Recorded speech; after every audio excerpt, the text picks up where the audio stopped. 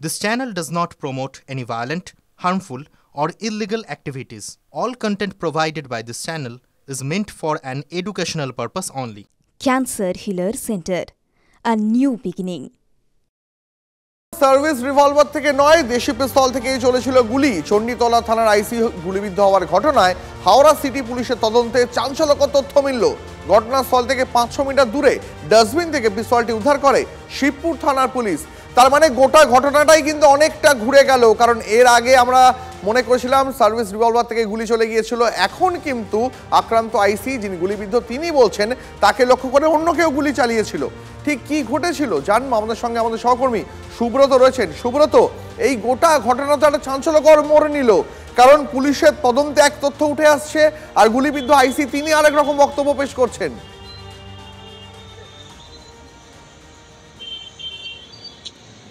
একেবারে দেখো দীপ, এই জয়ন্ত পাল যে গুলিবিদ্ধ আইসি তার কথার অসংলগ্নতা একদম ধরা পড়ছে, এবং এই যে ঘটনা ঘটেছে এতে কিন্তু তার সার্ভিস রিভলভার একেবারেই ব্যবহার করা হয়নি। তার কাছে একটি বেআইনি অস্ত্র রাখা ছিল এমনটাই কিন্তু জানা যাচ্ছে, এবং সেটি দেশি বন্দুক। এবং ঘটনার পর কিন্তু এই যে ঘোষপাড়া পেট্রোল পাম্প যেখানে ঘটনাটি ঘটেছিল তার থেকে 500 মিটার দূরে দালাল পুকুর বলে একটি জায়গা, সেখানে একটি পরিত্যক্ত নোংরা আবর্জনা ফেলার জায়গা, সেখানে কিন্তু ওই দেশি বন্দুকটি উদ্ধার হয়। এবং গতকালই যেটা জানা যাচ্ছে হাওড়া সিটি পুলিশের পক্ষ থেকে যে ঘটনাস্থলে কার্তুজের খোল পাওয়া গেছিল, সেই খোল এবং বন্দুক দুটোই কিন্তু ফরেনসিক পরীক্ষার জন্য পাঠানো হয়েছে। পাশাপাশি হুগলি পুলিশের পক্ষ থেকে এই আইসির বিরুদ্ধে কিন্তু একটি বেআইনি অস্ত্র রাখার মামলাও রুজু করা হয়েছে, এমনটাই খবর পাওয়া যাচ্ছে। পরতে পরতে রহস্য উঠে আসছে। একদিকে ওসি বলছেন যে তাকে অন্য কেউ গুলি করেছে, অন্যদিকে যারা প্রত্যক্ষদর্শী বা সিসিটিভি ফুটেজে দেখা যাচ্ছে যে সে নিজেকেই হয়তো গুলি করেছে, এমনটাই কিন্তু মনে করা হচ্ছে। এখন রহস্য দানা বেঁধে রয়েছে। পুলিশ আধিকারিকরা তারা তদন্ত শুরু করেছে। এখন কোন দিকে যায় এই তদন্ত সেটাই কিন্তু এখন দেখার। একেবারে সুব্রত, আমাদের নজর থাকবে, অবশ্যই আমাদের নজর থাকবে এদিকে হাওড়ায় আইসিকে গুলিকাণ্ডে ইতিমধ্যেই চণ্ডীতলা থানায় ফ্যাক্ট ফাইন্ডিং টিম নেতৃত্বে অতিরিক্ত পুলিশ সুপার কৃষাণু রায়। তাহলে এই আইসি তিনি কি এবার শাস্তির মুখে পড়তে চলেছেন?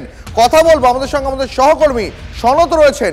সনত, যে আইসি বারবার বয়ান বদল করছেন, প্রথমে সার্ভিস রিভলভার থেকে গুলি চলেছিল বলে মনে করা হচ্ছিল, তারপর দেখা গেল দেশি পিস্তল ব্যবহার করা হয়েছে, এই আইসি কি এবার শাস্তির মুখে পড়তে চলেছেন? তার বিরুদ্ধে কি কি ব্যবস্থা নেওয়া হচ্ছে?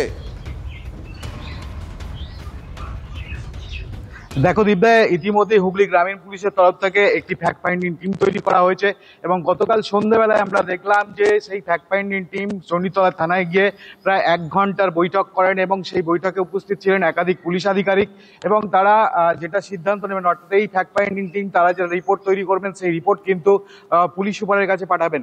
অন্যদিকে আমরা যেটা আরো জানতে পারছি, তিনি যেহেতু ইন্সপেক্টর পদে ছিলেন এবং চণ্ডীতলার ওসি ভারপ্রাপ্ত ওসি ছিলেন, সেক্ষেত্রে তার বিরুদ্ধে যে বিভাগীয় সেই বিভাগীয় তদন্ত করবে কিন্তু রাজ্য পুলিশ, এবং যেটা গ্রামীণ যে এসপি আছেন তার কাছে যে এই ফ্যাক্ট ফাইন্ডিং টিম তারা রিপোর্ট পাঠাবেন, এবং সেই রিপোর্ট কিন্তু রাজ্য পুলিশের কাছে পাঠিয়ে দেওয়া হবে।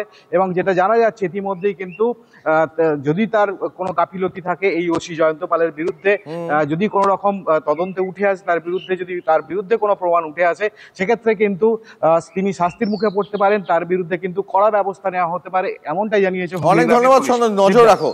দেখুন না, হাওড়াতে কিন্তু গুলি চলাটা যেন নিত্য নৈমিত্তিক হয়ে দাঁড়িয়েছে, কারণ আইসি গুলিবিদ্ধ হওয়ার পর আবারও হাওড়াতে সেই গুলি। এবার লিলুয়ায় গুলিবিদ্ধ ব্যবসায়ী রাজেশ সিং।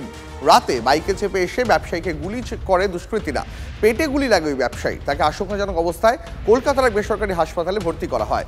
কোনো পুরনো খুনের মামলায় যুক্ত ছিলেন রাজেশ সিং, জেলও খেটেছিলেন ওই ব্যবসায়ী। ঘটনায় এলাকায় ব্যাপক চাঞ্চল্য ছড়িয়েছে। সিসিটিভি ফুটেজ দেখে অপরাধীদের চিহ্নিত করার চেষ্টা করছে পুলিশ। গত বুধবার রাতে যেমনটা আপনাদের বলছিলাম, ঘোষপাড়ায় গুলিবিদ্ধ হন চণ্ডীতলা থানার প্রাক্তন আইসি। বললো তো দাদা গুলি লেগেছে, যশোর হসপিটালে নিয়ে আসে।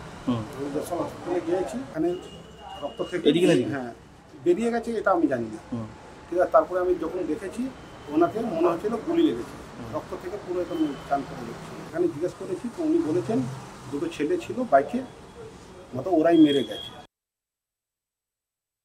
এখানে একটা ফায়ারিং এর ইনসিডেন্ট হয়েছে, যেখানে রাজেশ সিং বলে একজন ইনজিওর্ড হয়েছে। এখন আপাতত তাকে চিকিৎসার জন্য নিয়ে যাওয়া হয়েছে।